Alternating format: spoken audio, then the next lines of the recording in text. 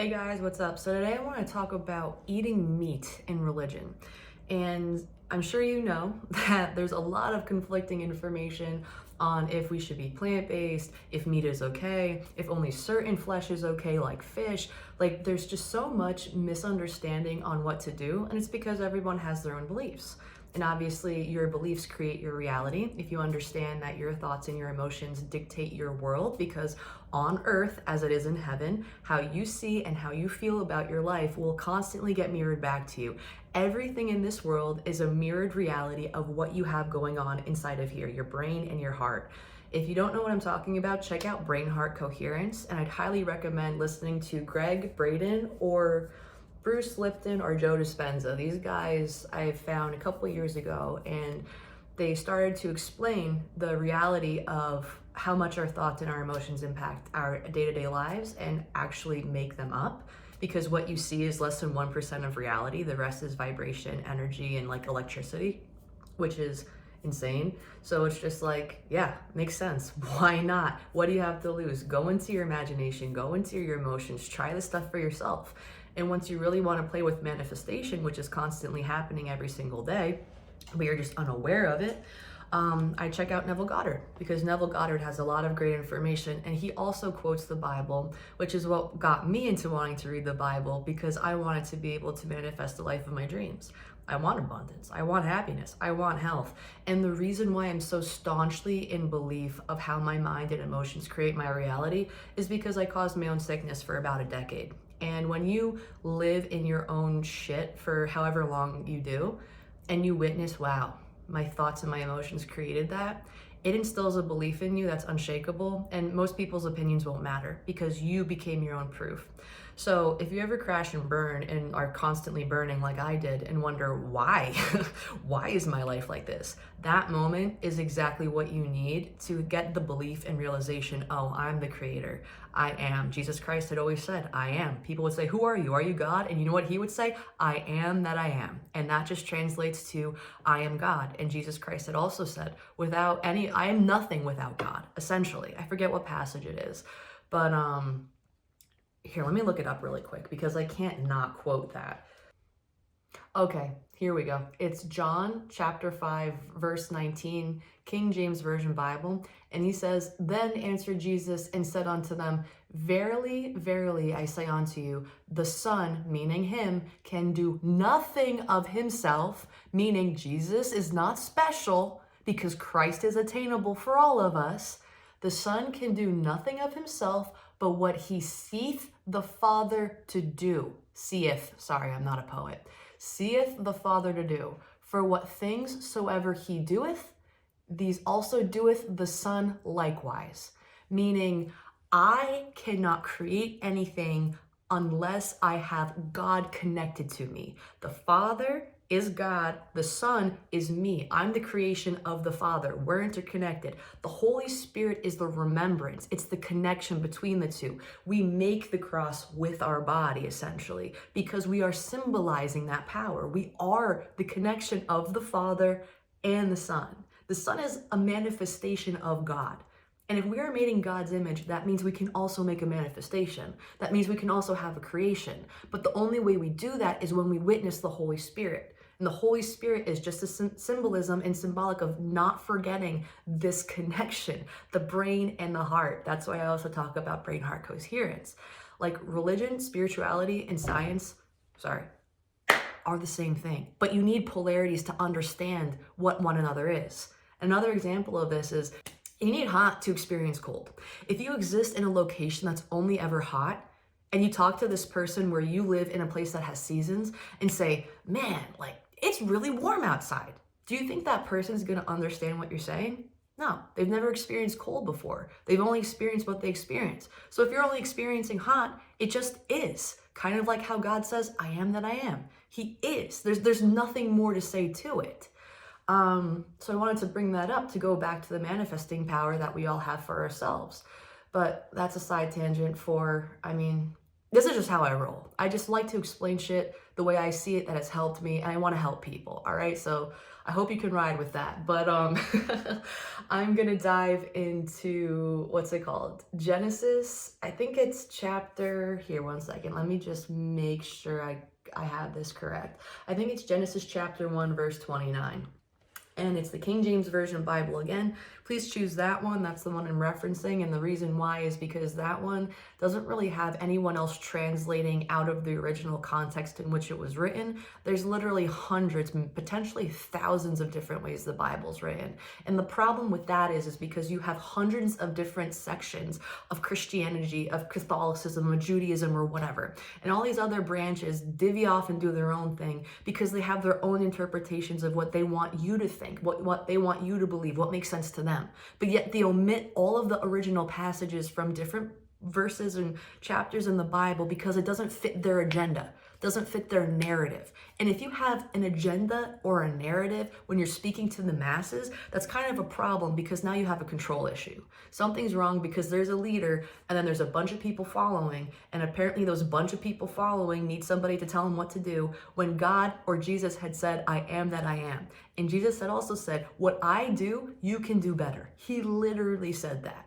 So why on earth do we need to go to a father or other spiritual, I guess, leaders that stand in the front and preach to you? Granted, I'm also preaching, but I'm sharing information. I don't care if people like me. I don't care if people follow me. This gave me my life back. And that's what I want to give to others, whether they're ready to hear it or maybe they need to be repulsed by it so they go in a different direction. That's fine. That's how life works. No one's right or wrong.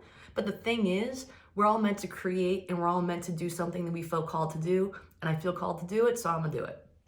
All right. So we're gonna go to Genesis chapter 1, verse 29.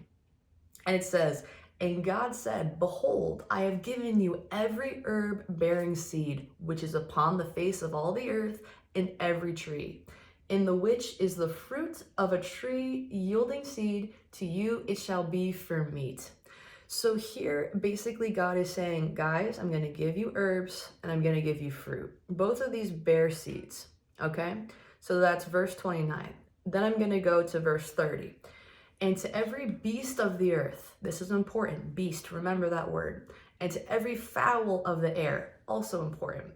And to everything that creepeth upon the earth, also important. Wherein there is life, I have given you every green herb for meat, and it was so. Okay, so in verse 29, God is saying, I'm going to give you fruit and I'm going to give you herbs. And then in verse 30, it says, every beast, every fowl, every creeping thing, I'm only going to give herbs. And it was so. So if this book is saying, hey, you need to be vegan, or whatever, for both humans and animals, why are some animals not vegan? In verse 30, it says, I give you herbs, and it was so. And you can only eat herbs because we're taking it literally. But it doesn't make sense because in life, I mean, what does a bear do if it comes across a squirrel? Rips its head off and eats it. So we can't take it literally because it doesn't make sense, right? So why would God have in creation give humans herbs and fruit, but omit to animals the fruit? Why do they only get the herbs? And when you look at the symbolism of both herbs and fruit in mysticism, meaning esoteric thought, it's occult, it's different, it has a hidden meaning. Doesn't mean it's bad. No, it's symbolism. You have people like Aristotle who spoke in this sense that was very cryptic. They believed in the zodiac, but they didn't believe that the zodiac dictated your destiny because we also have free will, right? If God created the stars and we are God, right? A part of us is God. Why the hell would my zodiac sign dictate what my fate is? I created the zodiac essentially because I'm part God. And if I have free will, I can choose to omit that. If I'm the original creator, I'm not using this for my ego. I'm using this for logic. Stay with me. If I'm God, right? And you're God. So interchange I with you as well. If I'm God and I created the stars, why the fuck would the stars have the power over me? They wouldn't. I created them. I can tell them to stop because it's indifferent to me. I'm the artist, it was the product. So the stars in turn do not dictate fate. Do they have merit? Yes, they have merit. Because back in the day, people would use astrology to turn their crops. People would use astrology to dictate how to navigate the waves. It does play a role. But does it play a role in your fate and destiny? No. And that's why I don't believe in astrologers. And that's why I don't believe mostly in any spiritual teachers that believe in astrology to a T of dictating your fate, because they're wrong. You have free will and you choose your destiny, point blank, period. You came here to discover you were God. I am that I am. If I'm God, I control my abundance. My thoughts and my emotions create my reality. So why would a rock in the sky get in the way of that? I am the rock in the sky. Do you feel me? I am the universe. If I'm God, why would Mars affect me? Do you know how many stars, how many planets, how many freaking universes, galaxies, constellations are within this constantly expanding thing that we call life? And Saturn, the planet of judgment and education, is gonna scold me if I don't learn today? Hey, Saturn, screw you. You know, I have a very cryptic sense of humor, not cryptic, like dark, kind of sort of sarcastic. But you get what I'm saying. If I'm the creator, how can something outside of me dictate my fate if I choose my fate, right? So I'm going to go back to this and say, why did God give herbs and fruit to humans and only herbs to the animals or the beasts? And the reason why I pointed out beasts is because think of 666. What is that? Ooh, the mark of the beast. Dangerous, right? No, the beast is symbolic of your mind. And your mind is dangerous when it's out of control. Your mind is dangerous when you don't watch it. Because your mind can make you go crazy and then dictate your emotions to do, or not dictate your emotions will dictate to your mind to do something crazy, and you'll make an emotional decision that'll wreck a relationship with somebody, that'll wreck a job opportunity, because your mind and your emotions are out of sync. They're out of control.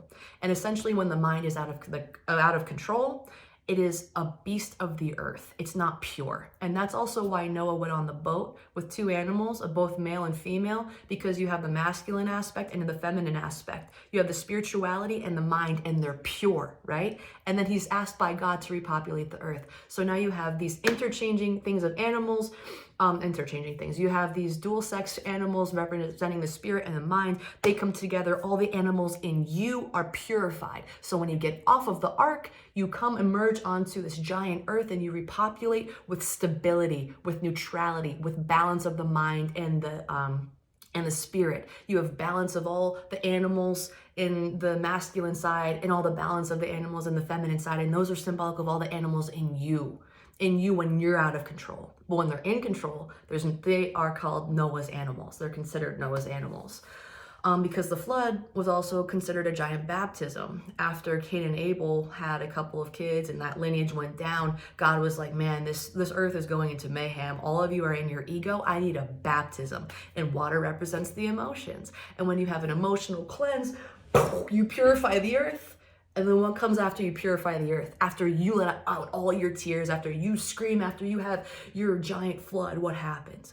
I feel good. I purged all those emotions. And that's how the new animals can come, because you got rid of all the crap that you didn't need. Beasts represent your mind. Fowls represent the higher intellectual thoughts of wisdom you can achieve. Think how high an eagle can soar. Pretty damn high. Think of vibration. What's a high vibe? When you're in love, when you're connected to spirit. Animals typically that can ascend, close to the sky, you can say symbolically are close to heaven, right? So these fowls are symbolic of intellect that's also capable of understanding spiritual thought. To everything that creepeth upon the earth, when you have something creeping in the earth, it's your subconscious. When you have those interlying thoughts, those things that won't leave you alone, those things you thought you get rid of but come back, right? Those icky things like snakes or worms or whatever you see that's in the ground and you're like, oh, right? Those things you don't want to see. If you saw a chipmunk, you'd be cool, but a snake off guard, you're like, oh, bro, like, It's not fun. Sometimes it's not fun. So when you see those things, that reaction, that's exactly what these mystics wanted you to understand. When you see a snake and you're caught off guard, or a spider or a creeping thing, your reaction is to be like, oh, I don't like that, right? And that is symbolic of the thoughts that you don't like about you. Think about that. What are the things that you tell yourself all the time that, you try to push down, you try to hide, those little creeping things that are still there and they linger? That's why they creep, because they're lingering. You haven't healed them yet. And that's exactly what God is addressing here. I give every green herb for meat, and it was so. God isn't referring to it as actual flesh. It's not actual sustenance in terms of something you eat and consume. This is all symbolism. If these beasts are symbolic of the mind, what does the herb mean? And herbs and mysticism are actually known for cleansing. They're known for purification and spiritual healing and restoring balance. So the reason why these mystics only gave the beasts of the earth herbs and no fruit, because you need to purify your mind.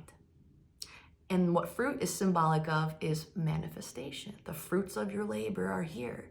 When you manifest something, it's symbolic of fruit. It's symbolic of abundance. Finally, my abundance is here, right? You look at spring. After such a dormant winter that didn't provide you any sustenance, you had to struggle through the darkness. You had to struggle through all of that to find your sustenance, right? But you fasted. You fasted during that time, and you were able to go within. And that's the beauty of going within, because the seasons are a depiction of what happens with us when we go in our darkness.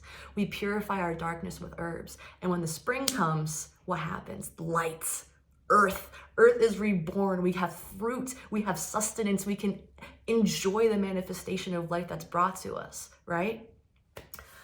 So that's why the humans only get fruit in this passage.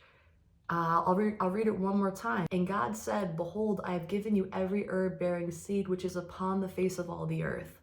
And every tree in which is the fruit of a tree yielding seed, to you it shall be for meat. So here he's basically saying, I've given you the herbs to cleanse your minds, to cleanse any impure thoughts that you may have.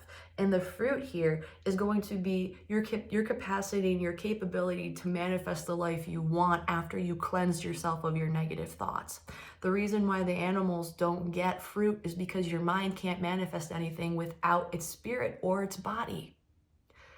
So if the beasts only get herbs, all that signifies is, hey, you need these herbs to cleanse your thoughts. And then when he speaks in the passage that is before it, it's speaking to humans. I have given you every herb bearing seed, which upon the face of all the earth, and every tree,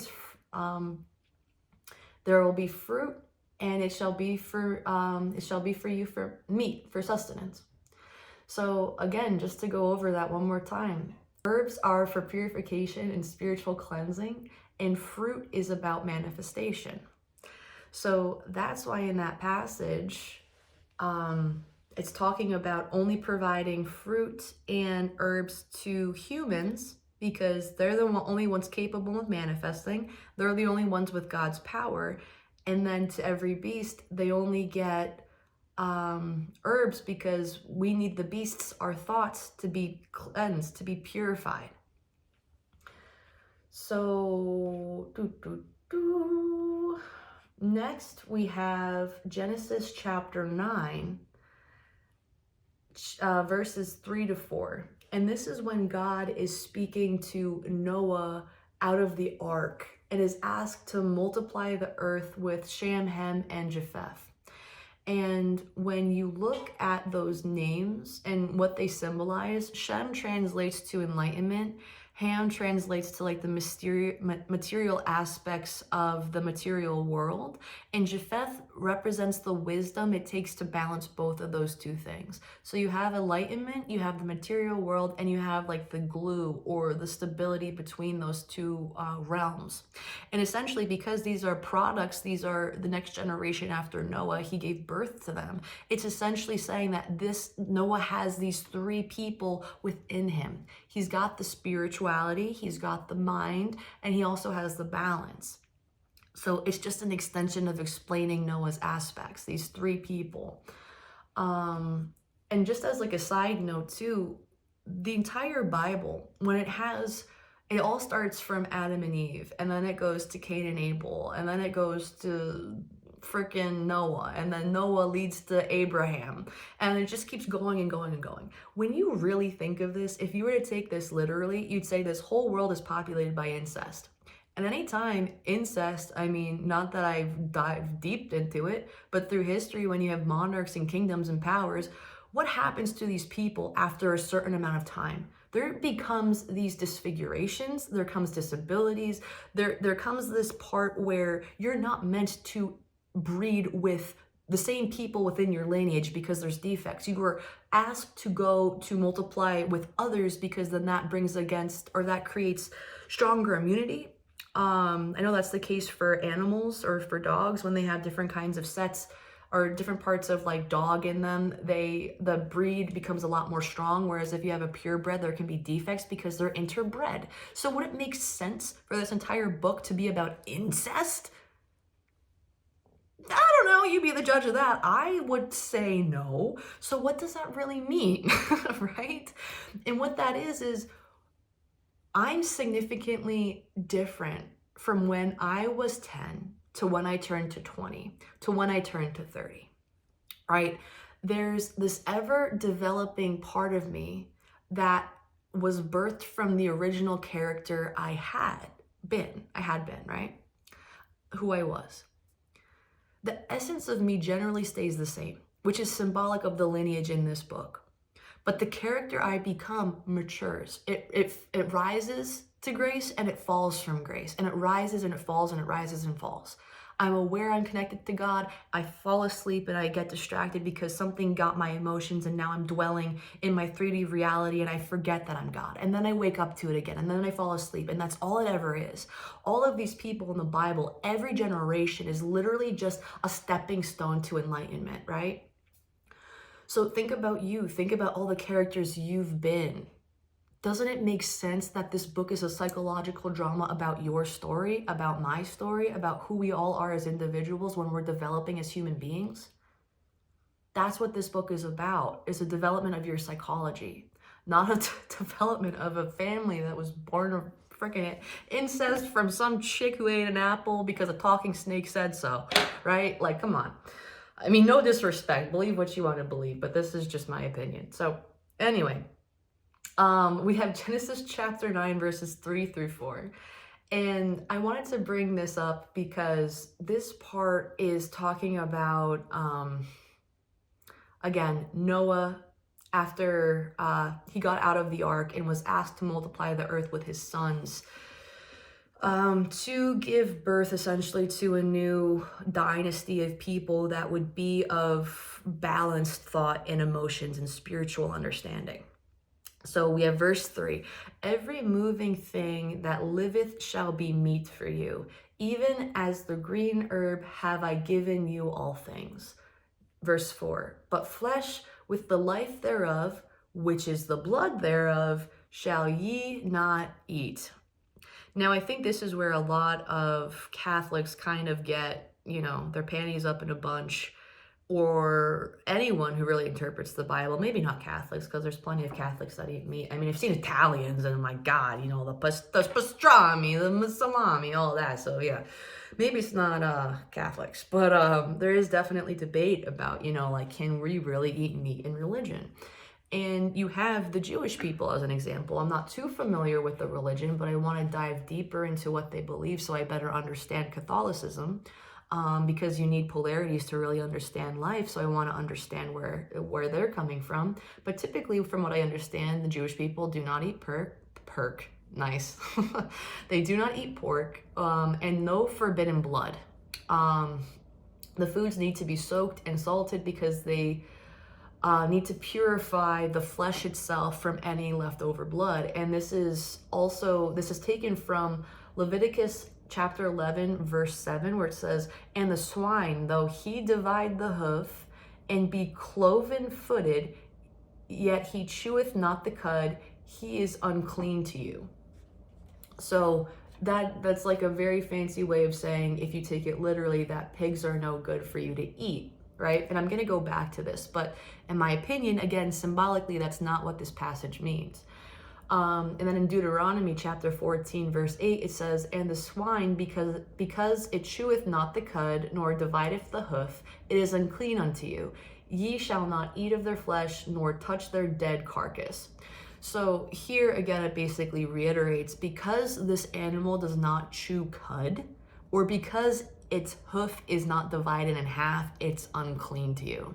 And why that makes sense, I have no fucking idea, honestly. How logically does that make sense? So that means, I don't even know, what animal can I say? A penguin is more clean for me to eat than a pig because it doesn't have hooves? Because it doesn't chew cud? Because it eats fish? Like, where is the logic in that? Why on earth are we taking this logically? So I'm gonna get back to that, but I'm just explaining that some religions don't eat meat, and it's because they take these passages very literally. So in a symbolic, esoteric sense, what does blood really mean? And blood is essentially the life force, right? So that's why Catholics would drink the wine when they would go get communion, because blood is symbolic of the life force. Do I drink the backwash of the people in my community still to this day? No, I stopped that plenty years ago, because at that time I was like, this is kind of gross. But if you believe it, no disrespect, do what you want. But I don't believe that drinking wine that we project onto it has some capacity to give me the actual blood of Christ for whatever reason. There's no merit for it. For me, it doesn't do anything for me. So therefore, because I don't believe it, it does nothing for me, because I'm looking at it symbolically, before all of the text was altered and changed throughout history to match the narrative of whatever church was trying to preach, what they wanted to, I don't know, keep power. So going back to this, it says, verse 4, "But flesh with the life thereof, which is the blood thereof, shall ye not eat." So if you look at it in symbolism, blood is the life force, right? And if something has life force in it, that means you give it life. If I give my Louis Vuitton bag life and I make it my life, what does it have? It has blood in it, because I value it so much. I give it so much attention. And now it's flesh. Now it's something that I value so much. It becomes a god. It becomes a god before I am my own god. And that's one of the, I believe, 10 commandments. Thou shalt have no other gods before me, right? So if I give something more importance than myself, meaning who I am as a divine creator, then that's when you shall not eat it. That's when it's bad. You are dwelling way too much in the physical realm, and that's when it becomes a problem. It's the same exact thing as saying Cain and Abel. He gave the material gift of wheat to God, and God said no. And Abel was able to give him the lamb, and the lamb is symbolic of, or sheep in the Bible, which is, synonymous with the lamb, is the divine thoughts that you have when you take no thought and you let God come into your brain and give you an idea. Abel was able to show that. That's why his name is Abel, because he wanted to prove God, hey, listen, I'm showing you right here. I'm you, you're me, we're the same, and simpatico, right? And God was like, yep, you get the yellow star or whatever, green star, whatever you want. And Cain, he was pissed off. He's like, why don't you want to take my gift? Why is there no value in it? And he's like, because you're giving me a gift that is of material value, and that's not the gift I gave you. I need you to wake up. And Cain retaliates and gets pissed and kills Abel, which in turn is actually his soul. Cain and Abel are the same person, they're dual. But his mind took over and killed his soul, and he left and was pissed about it. And that's when you get so caught up in your mind. It makes you kill your soul and only listens to what your mind tells you based on programming you had from the past. You're having an emotional reaction that's unstable, and that then will create a non-fruitful reality that will only reflect back to you the anger and the lack that you have in that moment.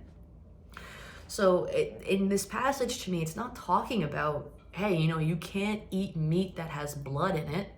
Because this isn't literal. This is symbolic. Blood is, what do you give life? When you give something life, then it means something to you. And when you dwell in in obsessing over it, don't eat that. Don't take part of it. Don't, because you're focusing way too much in the material world. It's about experiencing life and the material aspects of it, not obsessing over it, right? So every moving thing that liveth shall be meat for you. That was passage 3, verse 3. Every moving thing.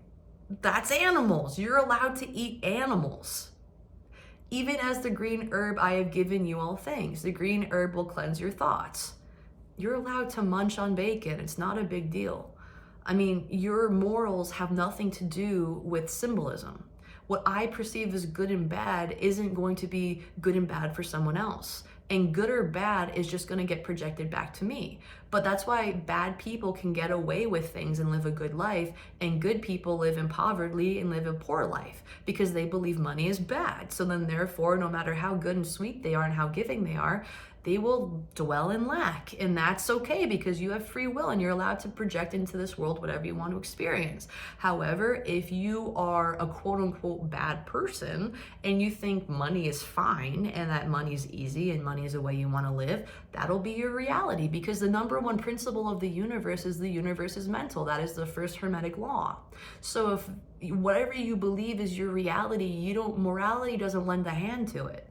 But understand that there's cause and effect as well. And if, depending on how much you can control your subconscious beliefs will then affect the laws of cause and effect. Because if you quibble in your thought, like Neville Goddard says, and you still have a subconscious belief you haven't changed, even though you think you changed it, the law of cause and effect will come and hammer you down because you haven't firmly changed it yet, because you haven't completely shifted your thoughts. And the Bible says, take no thought. So you have to eliminate the thoughts that are holding you back. So all in all, I mean, it doesn't say not to eat meat. It just says don't give life to bullshit and dwell in that bullshit and make it your God, because you're God. You can create whatever you want in this world. Why would you dwell over a stupid Louis Vuitton bag when you can own the whole damn store? You can manifest whatever you want. You are the creator. But what I want to go back to is this whole like no pork, no forbidden blood thing.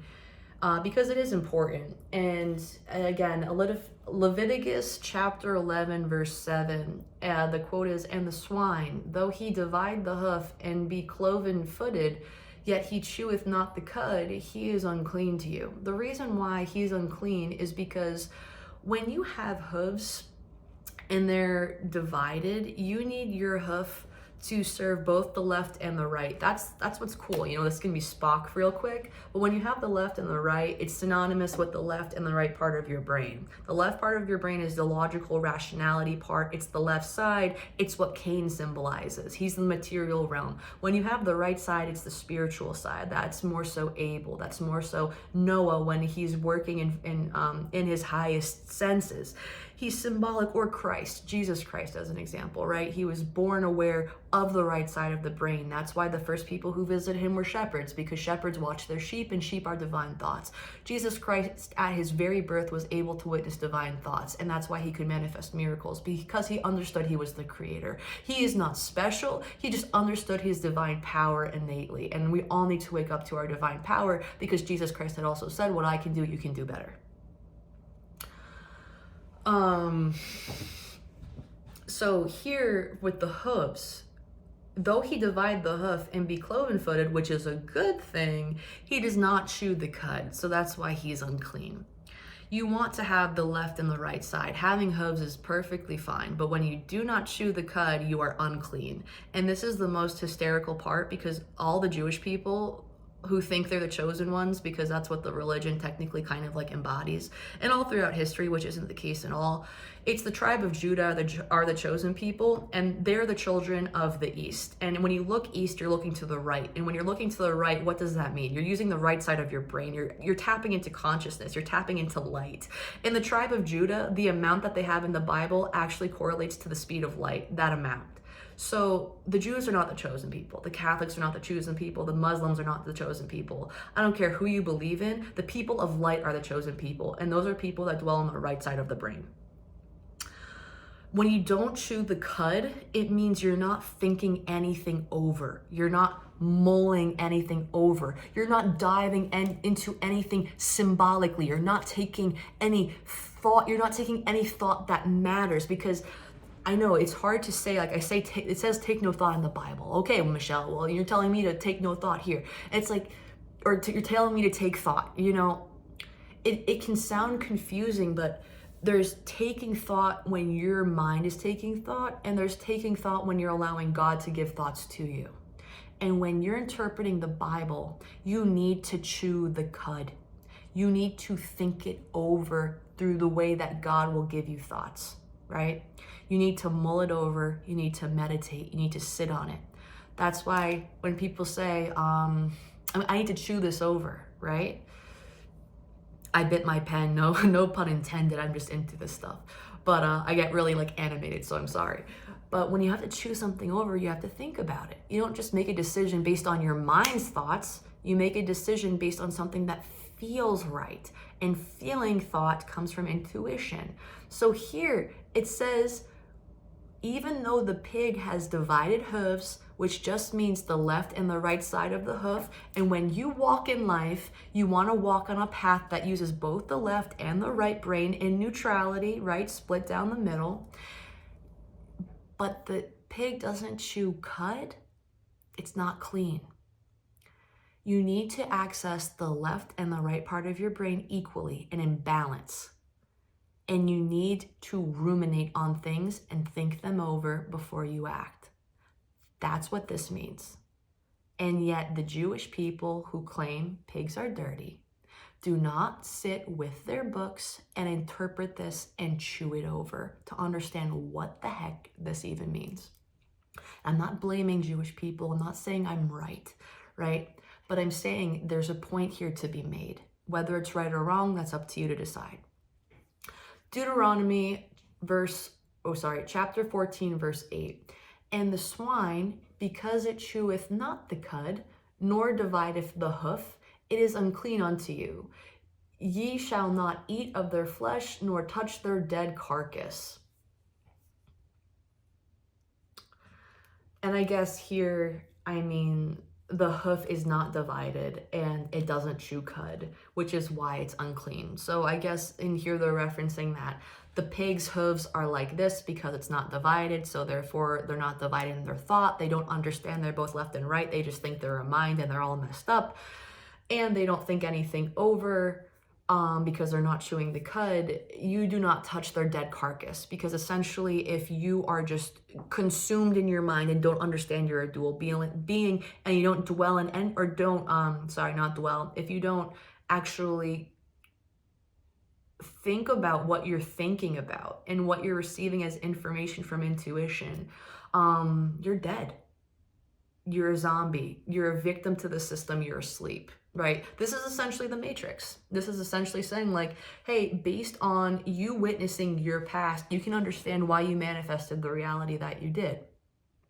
Because your actions and your thoughts and your emotions kept triggering you and you were on autopilot. And chances are, if you're watching this video, you're finally recognizing, wow, I had caused all of that abundance in my life, and I had caused all that misery in my life. And I'd like to say that I've experienced that in my career, and I'd like to say I've experienced that in my health. I'd like to say this very lovingly, that you absolutely need to go through the torment you caused for yourself. Because when you can witness that your emotions and your thoughts caused your reality, you can just as equally use your intention and focus in a different direction to create the reality that you want. If your emotions caused your reality to happen and your focus on it kept creating the same situations over and over again, just in different ways, you can witness that, become the observer, take full responsibility, and then project what you want your reality to be in a different direction that better serves you. Because I'm sure you want to experience an incredible relationship with somebody. I know you want the best of friends. I know you want abundance. I know you want health. I know you want to be left alone and enjoy your peace, right? I'm sure you want other things, and those are all for you. You were inherently born abundant. But society and religion and politics and so many other systems have brainwashed us to forget who we are. And this is the age of Aquarius. You're meant to wake up. You're meant to recognize why your life is the way it is, and you're meant to recreate the future that you want. So even though this video was about why or why not you should eat meat, the symbolism here, again, is no different than any other video I will create. The message will always be the same. It's you are the creator. And when you can witness and wake up to the fact that you are the creator, you can create the life of your dreams. So with that being said, I hope you enjoyed my passages here today, and I'll join you, or I hope you can join me in the next one. So I'll talk to you later. Thank you for being here.